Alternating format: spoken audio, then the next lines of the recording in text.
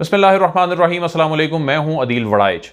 Justice Saqib Nisar की मुबैना audio leak के मामले पे नून लीग ने और नून लीग के जो हामी हैं उन्होंने मुकम्मल प्लान के साथ ये तय कर लिया है कि इस मामले पे ये जानते बूझते कि उस ऑडियो में क्या क्या झोल हैं, सुकम हैं, वो दुरुस्त नहीं है। फ्रॉन्जिक से मुतल्लिक इंकशाफात सामने आ चुके हैं, लेकिन ये तय कर लिया है कि इस मामले की बुनियाद पर अदलिया को इतना मुतनाज़ा बनाना है कि एक उनको जो शरीफ ख़ानदान है उसे केसेस में रिलीफ मिल जाए।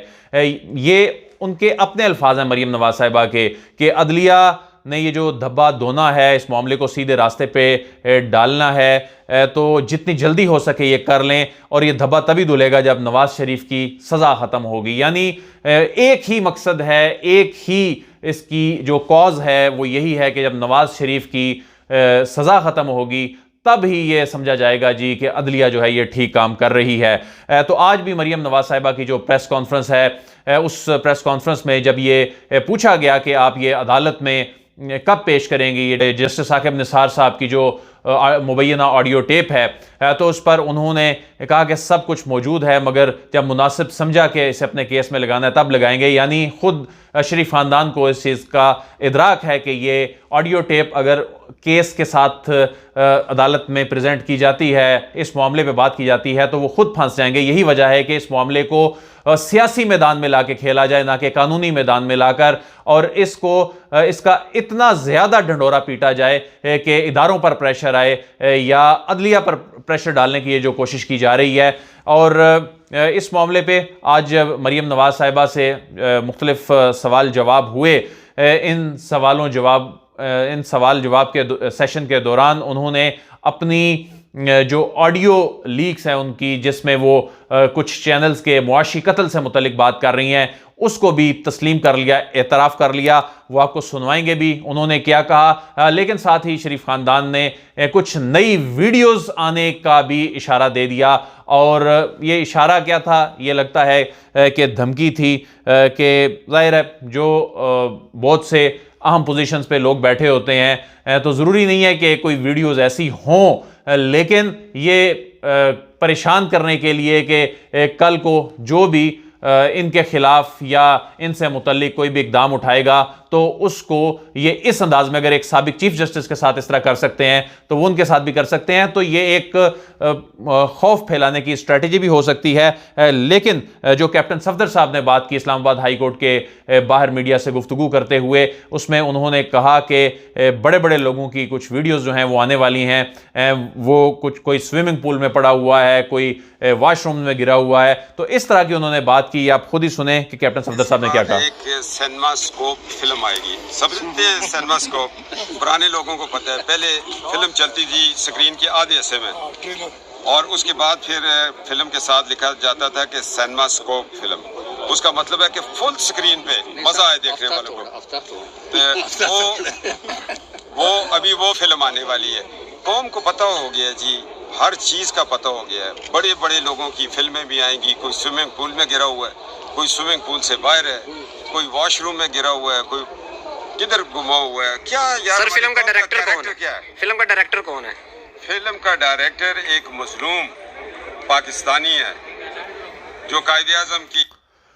बहुत अफसोसनाक सूरत हाल है कि मामला अपने केसेस में अगर रिलीफ नहीं मिलना तो मुल्क के किसी इदारे की खुदा न खास्ता साख भी नहीं रहनी। इसका मतलब है कि कुछ भी ठीक नहीं हो रहा। तो मरीम नवाज साहिबा से जब बात हुई साफ़ियों की कि कोई वीडियो मज़ीद आ सकती है, ऑडियो मज़ीद आ सकती है, तो उन्होंने कहा कि जब गुनाह होता है तो इसका सबूत तो होता है कहीं ना कहीं। तो ये भी एक इशारा था या एक धमकी थी। तो मरीम नवाज साहिबा जो हैं उनसे जब ये सवाल हुआ कि आपकी भी एक दो ऑडियोज़ हैं मुख्तलिफ चैनल्स के हवाले से, इश्तिहारात रोकने के हवाले से, तो आप इस पर क्या कहेंगी और आपने किस हैसियत में ये कहा? क्योंकि ज़ाहिर है मरीम नवाज साहिबा के पास उनकी दौरे हुकूमत में कोई सरकारी पोजीशन उस तरह तो नहीं थी, लेकिन उन्होंने कहा कि मैं ये नहीं कहूँगी कि ये ऑडियो मेरी नहीं है या इसे जोड़ के बनाया गया है।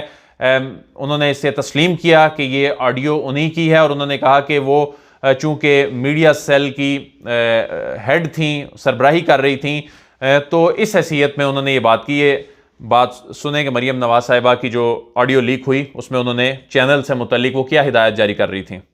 24 चैनल को, समा को, 92 को और क्या नाम है इसका, ARY को कोई ऐड नहीं जाएगा बिल्कुल। एक और जो क्लिप था उसमें वो कह रही थी इस तरह की समा की न्यूज़ है, अब हमारा और पैट नहीं चल सकता समा के साथ, तो आज से समा के एड्स बिल्कुल बंद है। तो जमहूरियत का भाषण सुन लें, जमहूरी इक़्तिदार की बातें आप सुन लें, आज़ादी इज़हार की बातें आप इनसे करवा लें, लेकिन किस तरह जो चैनल्स हैं उनका मुआशी कत्ल करने का, जो इनके हक़ में नहीं बोलता था उसका मुआशी कत्ल किया जाता था, इस अंदाज में किया जाता था।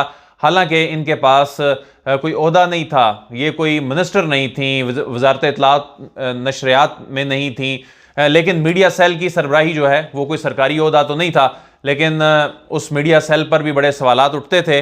बहरहाल उन्होंने ये जो हिदायत जारी की हैं, तो ये जो इश्तिहारात रोकने का क्या मतलब है, सहाफ़ियों का मुआशी कत्ल, एक आम वर्कर का कत्ल जो होता है मुआशी कत्ल, वो इस तरह होता है कि जब इश्तिहारात चैनल्स के रोके जाते हैं जानबूझकर, और इसलिए रोके जाएं कि आप अगर हमारे हक़ में नहीं बोल रहे तो फिर आप दूसरों पे तनकीद ना करें। जब आप दूसरों पर तनकीद करते हैं, जमहूरियत के, आज़ादी इज़हार के आप लेक्चर देते हैं, तो अपनी सूरत हाल ये है। बहरहाल उन्होंने इसे तस्लीम कर लिया। फिर मरियम नवाज साहिबा से एक और सहाफ़ी ने भी पूछा कि क्या और भी वीडियोज़ हैं, तो उन्होंने कहा कि सबूतों ने सामने आना है, आकर रहेंगे। तो मरियम नवाज साहिबा ने कहा कि जो जस्टिस साकिब निसार ने किया, उन्होंने कहा कि सच सामने आ गया है, बहुत सारे लोगों के लिए इसमें निशानियां हैं, तो यानी ये भी एक धमकी थी। फिर जितनी जल्दी हो सके इन्हें सीधे रास्ते पे डाला जाए। इदारों की अदलिया की बात हो रही है, और ये अदलिया के अपने हाथ में है, दबा तभी धुलेगा जब नवाज शरीफ की सज़ा ख़त्म होगी। एक और मामला जिस पर अब नून लीग खेल रही है, ये सूरत हाल, ये मामला एक्सपोज होने के बाद कि ये तो जस्टिस साकिब निसार की तकारीर थी जिन्हें जोड़कर वो ऑडियो क्लिप बनाया गया है, तो उसमें ज़ाहिर है एक दो अल्फाज ऐसे थे जो अभी तक किसी तकरीर की सूरत में उस तरह वाज़े तौर पर मंजर आम पर नहीं आ सके, लेकिन उनकी पेश यही बताती है कि वो किसी तकरीर का ही हिस्सा थे। लेकिन अब उस पर कहा जा रहा है अच्छा बाकी जो ऑडियो टेप थी वो अगर तकारीर थी, लेकिन जो बेटी की सज़ा नहीं बनती वाला जो मामला था, नवाज शरीफ को सज़ा देनी है, इमरान खान को लाना है, ये बताएं ये किसने कहा था और ये जुमले कहाँ से आए। तो अब वो इस पर खेल रहे हैं, लेकिन मुझे ऐसा लगता है कि ये मामला भी, ये भी स्पीच कहीं ना कहीं से जब सामने आ जाएगी तो उस वक्त फिर इनके लिए ज़ाहिर मुश्किल हो जाएगी इस सारे मामले पे। तो बड़ी अफसोसनाक सूरत हाल है इस वक्त। अदलिया, ज़ाहिर है अदलिया इस वक्त जब उसे टारगेट किया जा रहा है, आला अदलिया को टारगेट किया जा रहा है, एक नए अंदाज से टारगेट किया जा रहा है। माजी में अदालतों पे, अदलिया पर जो हमले किए जाते थे वो उस वक्त के तकाजे और थे, और अंदाज में किए जाते थे। आज का जो वक्त है इसमें इस अंदाज में प्रोपेगेंडा करके किया जाता है, इदारों को टारगेट किया जाता है। अब इदारे भी ज़ाहिर है उस तरह से रिस्पॉन्ड नहीं कर सकते, उस तरह सियासतदानों के इल्ज़ामात के जवाब रोज़ाना टीवी पे आके इदारे तो प्रेस कॉन्फ्रेंस नहीं कर सकते, पाक फौज तो प्रेस कॉन्फ्रेंस नहीं कर सकती, सुप्रीम कोर्ट का कोई तर्जमान या रजिस्ट्रार तो आकर बात नहीं कर सकता। तो इसलिए फिर पॉलिटिशियंस इस मामले का फ़ायदा उठाते हुए अपने सियासी मामलात, अपने सियासी मफादात की वजह से ये सब कुछ कर गुजरते हैं, और भुगतना मुल्क को पड़ता है। इससे अल्टीमेटली नुकसान मुल्क को ही होगा। लेकिन मेरे ख्याल में अब इस मामले पर लगता ऐसा ही है जितनी इसमें शिद्दत लाई जा रही है, क्योंकि ये चाहते ये हैं कि इस मामले पे कोई नोटिस हो, मामला अदालतों में एक दफ़ा दोबारा जाए, एक दफ़ा दोबारा कोई ऐसा माहौल बने ताकि हम केसेस के बाद बाहर आके प्रेस कॉन्फ्रेंसेस कर सकें। तो इसको पॉलिटिकल मैदान में खेलना जो है वो ज़्यादा तरजीह है, ना कि इसको कानूनी मैदान में लेके जाया जाए। इसको खुद वो किसी केस में पेश नहीं कर रहे ये ऑडियो टेप्स को। तो यही सूरत हाल बयान हल्फी की है। बयान हल्फी जो है उस मामले का वैसे तो एक तीर से दो शिकार किए गए थे। वहाँ पर बरतानिया में जो अपील है उसकी एक्सटेंशन के हवाले से भी, और यहाँ पर भी उसमें आगे बहुत कुछ होना था, लेकिन उस पर तो एक बड़ा दचका लग गया। लेकिन इस मामले पे देखते हैं कि कब तक जो है इस पे कोई खामोशी नज़र आती है दूसरी जानिब से भी, या कोई रद्द अमल आएगा। अदील वड़ाइच को इजाज़त दीजिए, आपसे फिर मुलाकात होगी। अल्लाह हाफिज़।